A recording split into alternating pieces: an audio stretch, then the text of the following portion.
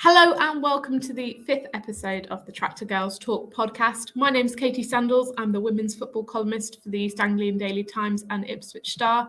I'm joined as ever by Ross Halls, the face of Ipswich Town podcasts here at Archant. Yeah, I'm on too many stuff, but it is what it is, isn't it? You know, it is what it is, and you're seeing our faces for the first time today, which is a nice touch. If you're listening for your normal audio methods, maybe try a more visual method this week. Just saying. Although people, like you say, have seen your face quite a lot, but my face might be new to listeners. So if that's what you like, try a visual method of listening this week. I've got more of a face for radio, I think. So I'll maybe stick to audio. But if you are watching on our YouTube channel, hello. And hopefully enjoy the first one. So there we go. Kings of Anglia on YouTube, of course. Absolutely. We love being part of the KOA family. And yeah, it's nice to join the YouTube channel as well. Ross, we've got plenty to talk about. We've been away for a little bit. I've been on holiday. Very nice. But we're back. We're raring to go. And there's plenty of town news for the girls to talk about. Today, we're going to be talking fixtures.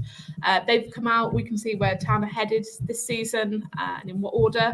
We'll be talking about a second pro deal for Ipswich Town Women. Another player has signed up on a professional contract, which is very exciting news for the club.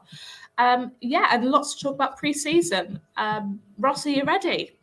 Yes, I am. Let's get into it. Let's not muck about. Let's not talk about around the gibberish. Let's get into it. We are professionals, Ross. We are professionals. Wow, so let's start. Yeah. I try, Ross.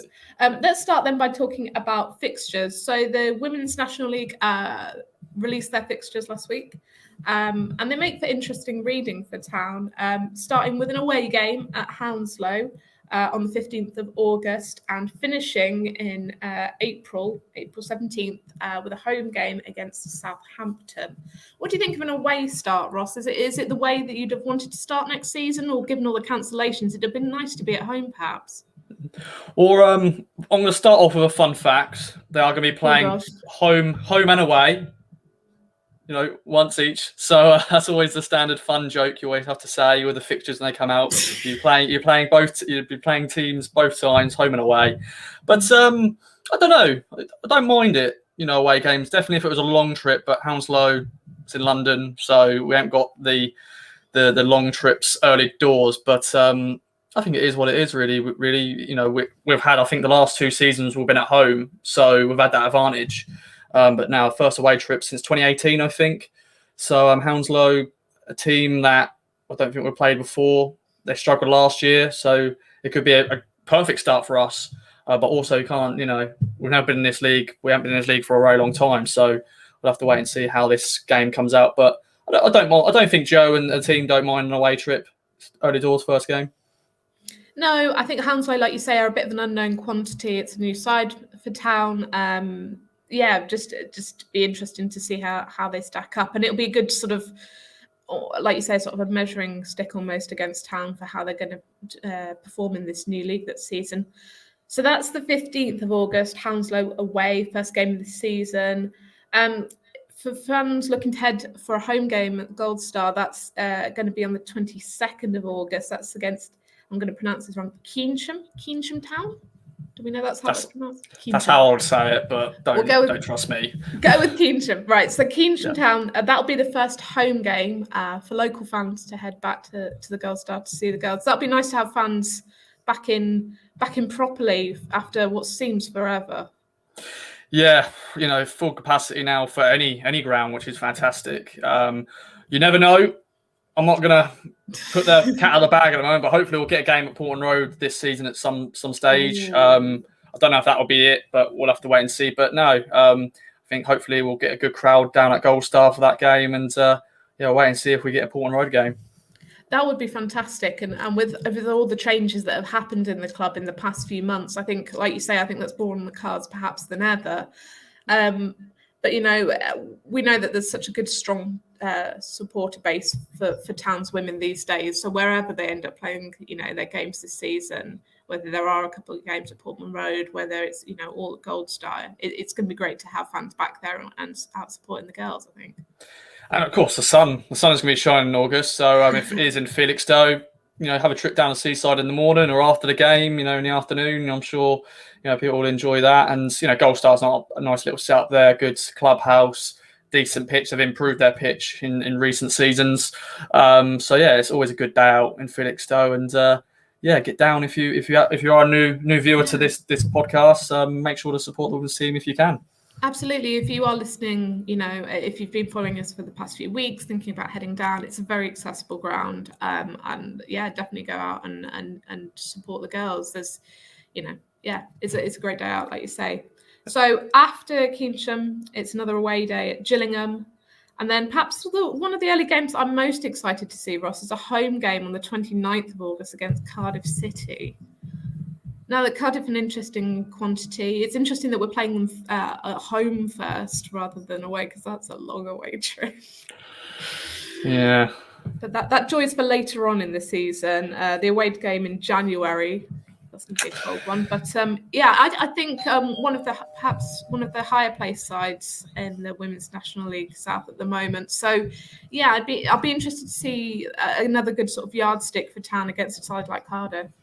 Yeah, and I want to just quickly go back to Gillingham, because that is a midweek game on a Wednesday. And of course, I think in this league, I think everyone has to play at least 1-2 games midweek. And I think, you try to pick your closest sort of teams. So I think it was MK Dons, London Bees, and I think Gillingham was the other closest teams. I don't know if Hounslow, West London, I don't know how close that is to Ipswich. But Gillingham on a Wednesday night, it's not too bad. Nice little trip to Kent. But yeah, Cardiff. I think the last time I remember playing Cardiff, it was in the FA Cup.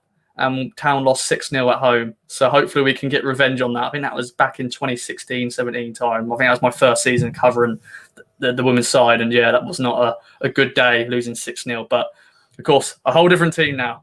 Whole different team, whole different setup, and capable of achieving big scores like that themselves, like we saw last season with their, with the 10-0 against the likes of Norwich. But some interesting games there. The final fixture for that first 5 games is Chichester and Selsley away on the 5th of September.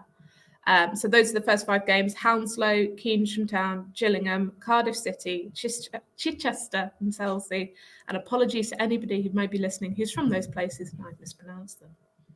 Well, it's better than you than me, because people know I'm bad at pronouncing things. Even the easiest of team names I struggle with. So I'm going to leave that to you. It's endearing in your beautifully strong Suffolk accent. Yeah, but I think some I swear sometimes these clubs, they make it difficult for me. They add an extra syllable here and there. But yeah, it is what it is. We were talking before about things being made difficult for you, Ross. It's important to note about a couple of the fixtures actually involving Plymouth, which could have been a fun one for you if they decided to play Blackpool on a Saturday, Plymouth on a Sunday. But they've come to your rescue, Ross. They've been listening to this podcast clearly, and the Plymouth are both double headers. So if you're heading out, first game for the girls is away at Plymouth. 31st of October. Halloween. Halloween, spooky day in Plymouth for the girls. And then the return fixture is the 27th of March. If you are heading to those games, it's important to note that the men's games are on the Saturday. So why not make a weekend of it? See the Town men on the Saturday, see the girls on the Sunday. Boom, weekend in Plymouth. I want to give a big shout out to, of course, Kieran Stanley, the media officer. He sort of asked Plymouth if they would be happy that to be arranged, and I think the league then decided, that's fine for them as well. So thankfully, we don't need to do what, as you said, Blackpool and then Plymouth on the Sunday. Nice weekend in Devon. Watch the men's team on the Saturday, or travel up on the Friday if you want. Enjoy, Devon on the Friday evening. Wake up on Saturday, Plymouth, then Sunday. Of course, I know not everyone can do that, probably because of work and can they afford it as well. But if you fancy that, Devon in October.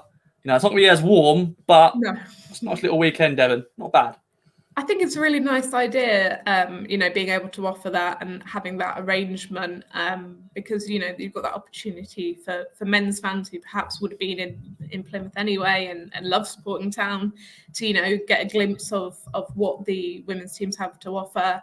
And so if you are a fan who does, listens to the wider KOA family, you've not been down to a women's game, and perhaps you are already planning to go to Plymouth, you'll be in Plymouth for that away game, then do consider staying on to watch the girls the next day. I think it's a great way to get a game in and enjoy, have a great weekend of football ahead of you, hopefully. Or, if you want to call that hangover from the Saturday, had too many beers at the game, if you don't want to drive back straight away on the Sunday morning, nip down to the women's game against Plymouth, call that hangover in the fresh air, and then after the game finishes, the game will finish about 4:30, 5 o'clock. You may get home a bit late on Sunday, but I think it'll be worth it. Definitely will be worth it. Absolutely. Yeah. And so that those were like two great double-header fixtures. Then finishing the season in Southampton, like I said, that's such an interesting end to the season at home, playing one of the big guns, Southampton. I mean, perfect stage for a tense finale, Ross. I'm pleased it's at home as well. I think that is. I love to end the season at home. Of course, you got Portsmouth away as well. The second to final game. Can't even say that word. I'm not going to try to say that. I'm going to move on. But I'm looking forward to Southampton at home. Once again, could that be at Portland Road? Could be the promotion decider, or the league title decider? You never know. And we played Southampton recently in a pre-season friendly. We've got really tested by them, but I'm sure now we're going to give them a good test as well. And as I said, I do like to finish the season off at home because you can sort of celebrate in front of your own crowd, finish the season on a high, and fingers crossed it will be our season. Absolutely, and given some of the sort of things we've heard from the club before about how important it had been to them, and they'd have loved to have done promotion in front of the crowd. If they have got that opportunity this season to do the lap of honour or whatever, I think that would mean even more to them after the past year. So yeah. I just want to bring up another game as well. MK Dons. They sometimes play at the men's stadium MK. So hopefully, we'll get an opportunity to go to a men's stadium again. Hopefully, the other teams, you never know, they may be nice and let their women's team play in their home grounds. Some of the players could experience some home grounds for the men's game. So proper, football league grounds. So fingers crossed on that. Yeah, absolutely. We saw that. It feels like a long time ago now, but obviously with games like the Huddersfield game in the FA Cup were played at the men's ground, and it could happen again equally in the FA Cup as well. Obviously we haven't had the draw for that. That'll be a bit later on. There's plenty of potential to be playing in some really interesting grounds this season, some big men's grounds possibly, but definitely grounds that you haven't played in before. So it looks like it's going to be a fantastic season. Check out Women's National League for the full list of fixtures wherever Town is heading this season, and we'll be covering as much as we can. So we talked about fixtures, Ross, but there was some other big news at the end of last week. We talked before about how the attitudes at Town have been changing over the years and how things have been progressing, and we've had our first pro deal, but there was news this week of a second pro deal. Who was it for? Well, not a surprise to a lot of women Town supporters, and it is Paige Peake. I don't want to say she's the poster girl for the team, but she's one of our star players, and definitely one of the first names on everyone's lips when they hear about the women's team. They go, yeah, Paige Peake, I know her. But yeah, well deserved for Paige Peake. She's known for her free kicks. She's known for her indirect corners. And well deserved, and another big milestone for the club. The second pro deal in a matter of weeks, pretty much. So yeah, Paige Peake becoming the second player to get that pro deal, and it's so great to see that it's not just one player. It's becoming more of it's something that's been ingrained into the club, and it's something that that will only develop. Paige, of course, is on a 2-year deal, just like Sophie Peskett, the first player to sign for the club professionally, and she is such a key player to the club, isn't she, Ross? Yeah, as I said, she can score, she can set up goals. I think she's a defender, and she takes free kicks, she takes penalties. She's got that leadership there. Once again, she's still only young. I think she's only 18 or 19 now. 18. So it's sort of, and she's got every attribute you want as a player. As I said, she's a leader, and she teams up with Lucy Egan, Lindsay Cooper at the back, and she's got a big future ahead of her. And as well, she's going to be using education as well. Captain internationally for England, and she's been gone through that pathway, just like Peskett of going through the academy and now going into the first team and breaking through after that fantastic season we had. Playing against Man City, Huddersfield, and stuff like that. And it's once again good that we're able to keep hold of her as well, because I'm sure she would have had interest from other clubs. I'm sure she would have. But now another good player that we've kept hold of. I'm looking forward to see how she does in Tier 3 this season. Absolutely. Let's hear then from Paige Peake now, talking about her new professional deal. Well, Paige, firstly, congratulations. How does it feel to have signed your first professional contract here at Ipswich Town? Yeah, it feels unbelievable. It's something that I've dreamed of since I started playing. So yeah, it's nice to have a dream come true. How did you react when you were first told the news that the club were offering you a pro deal here? Yeah, it was very exciting. I mean, for me, but also for the direction the club's going in. It shows how progressive we are willing to be. I'm sure it's a very proud moment for yourself, but also for your family as well. What was their reaction when you told them you were being offered a contract here? Yeah, no, very similar to mine. They were very excited and very happy for me. I know you've worked tirelessly to get to this stage. Do you feel a strong sense of accomplishment now that you've signed your first contract here? Yeah, definitely. It definitely shows that hard work does pay off, but it's just hopefully, fingers crossed, the first of many. You've progressed through the WSL Academy here and gone on to make a significant impact in the first team since you came in a couple of years ago. Do you see this as the next big step in your career? Yeah, obviously we're going full-time professional as a club, so hopefully we can kick on even more. You've always been an incredibly ambitious player. Just how much of a show of ambition is this from the club to get you signed to this pro deal? Yeah, massively. It shows how kind of serious we are about progressing up through the leagues and obviously hoping to reach the goal of getting to the WSL one day. It's a real statement of intent, isn't it? I mean, contracts at third tier level are pretty unheard of in the women's game. Yeah, definitely. It just shows, like I said, how serious we are about how progressive we want to be as a club. I know you've got a lot of friends at other clubs that have been signing pro contracts over the last year or so, so I'm sure that they're delighted for you now that it's your turn to sign a pro contract. Yeah, no, definitely. It helps having other people kind of around you and close to you that are doing things obviously you aspire to get to. So yeah, they're very happy for me as well. It's the first time we've spoken since the news of the promotion. Just how excited are you to get started in the third tier next year? Very excited. Yeah, hopefully, fingers crossed, we can do it again, get back-to-back promotions to the championships. That's the goal, yeah. It's a very exciting time for the club at the moment, and it seems like nothing but positive news is coming out on a weekly basis. That must be really uplifting for yourself and the rest of the players. Yeah, definitely. It always lifts the mood when you've got nothing but positive things coming out, so hopefully that can continue. Obviously a big season ahead. Have you got any personal aims and collective aims as a team this season in terms of the division? I mean, personally, I'm one that as long as collectively as a team we're doing well, that's good. So obviously it's our aim to get promoted again. So if we do that, I'll be very, very happy. And that was Paige Peake talking about her pro deal. She's signed a 2-year contract with Ipswich Town Women, only their second player ever to sign a professional contract. Ross, there was I was watching with interest commentators of the women's game after the first pro deal was announced for Sophie Peskett, and there's a lot of people saying, this is a really interesting time for the town to be taking on players in a professional way. A real statement of intent, a real surprise, I think, for a lot of people in the women's game that a club, is still third tier. It's starting to pay players. I mean, personally, I knew it would happen at some point, but perhaps maybe thought a few more promotions needed, a little bit more time. I mean, I don't know what your thoughts are, Ross. Well, we've said this in previous podcasts. I think it's very rare that a tier 3 team have professional players. I don't think there's any that. There may be a few players here and there, but I'm going to quote sort of what Paige Peake said in her interview.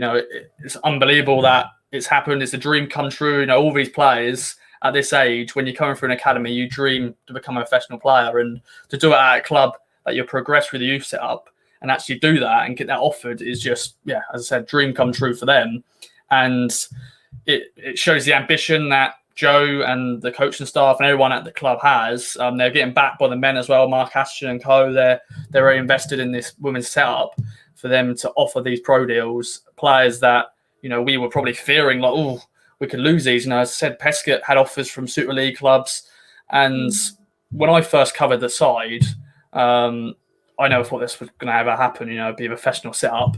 And now we've got 2 professional players and all the way is up at the moment for the women's team. And I'm going to bring it out again. It is a dream come true for these players because they've been wanting to become professional players since they were kids, pretty much. To think they were playing, when I was speaking to Amanda, they were playing with just, boys teams, and then eventually were able to get into a centre of excellence and then move on.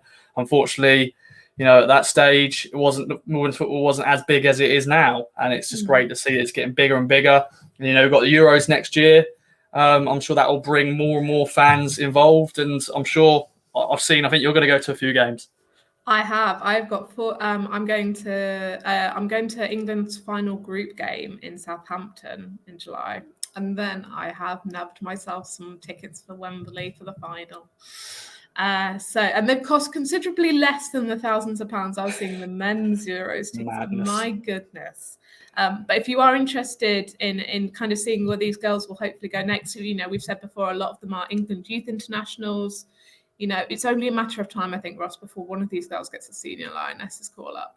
And if you are wanting to see where they could head next, then definitely look at getting tickets for the Women's Euro 2022 Championship finals. England obviously hosts.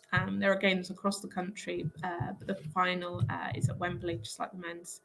But yeah, I think sort of linked to that, I think, when they are being paid as professional players, these youth internationals, I think that, I think this could help their case for a senior call-up because, England see they're being paid. They're sort of sought after that highly, that they need to be paid for a third tier club, I think that can only help their case going forward. And with 2 players down as professional now, I think it opens up the door for other players in the future. I don't see this as being the end of this. Town have so much talent. There could only be more contracts coming, surely, at this point. I think so. I think there's potential, for more, and I think that's a big statement for us as a club to do that. Because, as I said, the only way is up at the moment for Ipswich Town. The club have got big ambitions, and we'll have to wait and see what's going to happen in the next few weeks. And I want to give a big shout out. We're talking about England. Of course, we've had a few more call-ups. Zoe Barrett, Summer Hughes, Lucy O'Brien have all been named to the England under-19 squad. So, a lot of them, I think they're playing Czech Republic. I think at AFC Telford on the 30th of July. So you can go and see that game as well. It's been played. You can go get tickets to go see those girls play. So if you have got the day free and you do fancy a bit of youth international game featuring some, young Ipswich Town Women's players, then do go check that out. Tickets are available for that game online. Fantastic. So let's move from one page to another then. Part of this key town setup is also the backroom staff as well. And there's news there of a return for a familiar face, Ross. Yes, another Paige, this time Paige Shorten, of course, was previously at the club as an assistant manager coach to Joe Sheehan, but now she's back in the coaching staff. She spent the last 9 months working with the FA as a talent technical coach for the Midlands and East region. She was, of course, at the club previously in October 2018, and she was doing sort of holding roles as a Suffolk FA, and then, of course, came and joined Joe with the setup for the academy setup, and then, of course, then also stepping up with the first team duties. But she was a key figure, with Joe when they first came at the club, progressing through all the academy players. And I think, a lot of, players are happy that Paige Shorten's back as a first team coach. And, Paige is a great character as well and a fantastic coach. And she's got her badges now. I think she's upped her badges as well since she left. So a fantastic. I think this, once again, another great appointment as well. You always talk about the signings, players getting signed, but sometimes when you bring in a different coach or something like that, I think it's always a good thing. I'm not being biased here, but I think this is a fantastic appointment and bringing in someone the players know already, which is good. And a women's coach as well, which is fantastic. I was going to say the same thing there, Ross. It's great to have that kind of familiar face. Yes, she's been out, but now she's kind of back with that experience from a different role that she can bring back into town. And I can only imagine the players are pleased to see her back. And she was such a big, important part of the club. I think we spoke about her on our previous podcast, I recall, when she left. Great to see her back. We're obviously we're deep into pre-season now. Still wondering if there might be a few more signings. We spoke before about Liv Smith, the new signing coming over from London Bees. But, Joe said, this seems a long time ago, Ross, but it's been a very, very busy couple of months for Town. But he said, he was looking for 1 or 2 players, but there's no news at the moment of, I think we've discussed before, we thought it could possibly be a goalkeeper that they're looking for, given their sort of retained list, which we spoke about on a previous podcast. But no news at the moment. Maybe something soon, I suspect, because we're edging closer and closer to that 15th of August date. Yeah. Or I'm sure we'll get Joe on the pod at some stage to speak to him, and I'm sure we'll get some great guests. I'm sure now we've got ourselves bedded ourselves in with the Track the Girls talk, just me and you. But I'm sure we'll get some more guests on, and Joe will definitely be the first one. I was actually at training last week. In that all the players got all their new kit. Joe looks good in his new kit as well, and I think that's what the first thing you see first when you get new season, you get a new kit, and in the training kit, of course, they get a new kit for the play games, but in their training kit, which is good. And it was a hot day on Friday last week, and everyone looked sharp and raring to go and happy to. Unfortunately, the game against Cambridge United got postponed, but hopefully they'll get their first game up and running soon. Yes, no, do keep an eye out, because obviously pre-season fixtures are well underway for both men's and women's sides at the moment. So there's an opportunity, I think, to see how they're doing ahead of the new season. But yeah, it's like I say, it's been a busy few more weeks. I think we're expecting, hopefully a bit more news ahead of the new season soon. And we will endeavour to get Joe on here to have a chat about how he's feeling. Because I know when I spoke to him, it was obviously just after the promotion news a few weeks ago, and he was on absolute cloud 9. But the grafting, obviously the hard work's begun. So yeah, it'd be interesting to see how he's feeling now the fixtures are out and heading into that new season. But I think that's everything we've got to talk about to you today. Thank you, as always, for listening in. And for if you've been looking at our lovely faces, then, jazz hands. Jazz hands. Jazz hands. Too jazzy? Yeah. Too jazzy? Maybe too jazzy for pre-season, maybe later on in the season.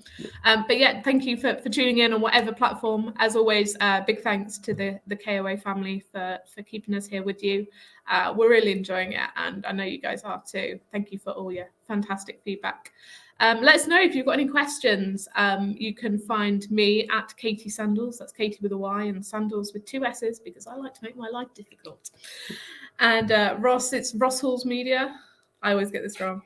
Ross Media UK, of course, Kings of Anglia on Twitter, Instagram. Subscribe to the YouTube channel if you're watching, because we're trying to push the YouTube channel as much as we can. But also subscribe to all your, podcast platforms wherever you're listening. So if it's Spotify, iTunes, all the other ones, there's loads. Direct off your audio bin, wherever you listen to us, give us a nice review. We'd always appreciate that. And we'll be back soon with some more Track to Girls news. So thanks for joining us. Bye-bye.